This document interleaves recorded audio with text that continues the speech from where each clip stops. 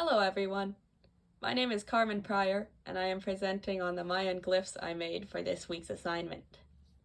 The aphorism I chose to make these glyphs on is, "A little grit never hurt anyone." Grit in this case refers to resilience to hardship. I like this saying because resilience against challenges often makes difficult things easier to manage.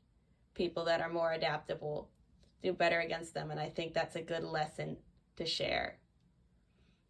For this project, I used watercolor paper with markers and calligraphy pen. I enjoy these utensils for their bold colors and the ability to shape the strokes with different thickness. In this picture here, you can see the final draft where all of it is put together. It's got several sets of marker types in it, as well as thicker and thinner calligraphy pen outlines.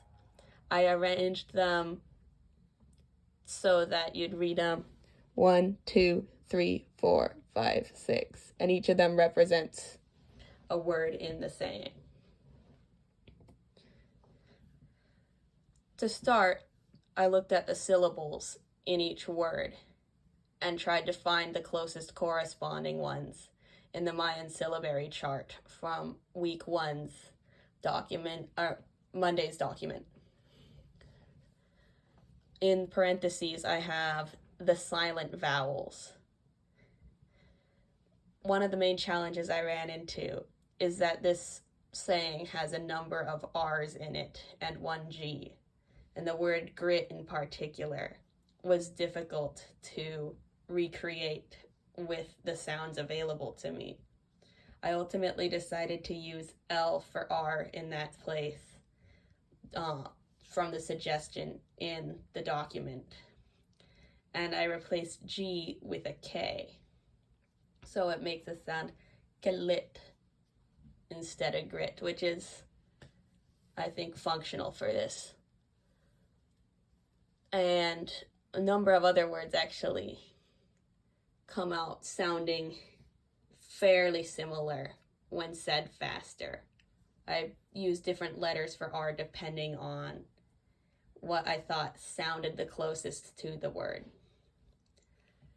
Then I selected a number of glyphs by looking at the syllabary chart and looked at which symbols I thought might go well together and drew them out to practice and see them next to each other so I could mentally arrange them into blocks and see which ones fit together well.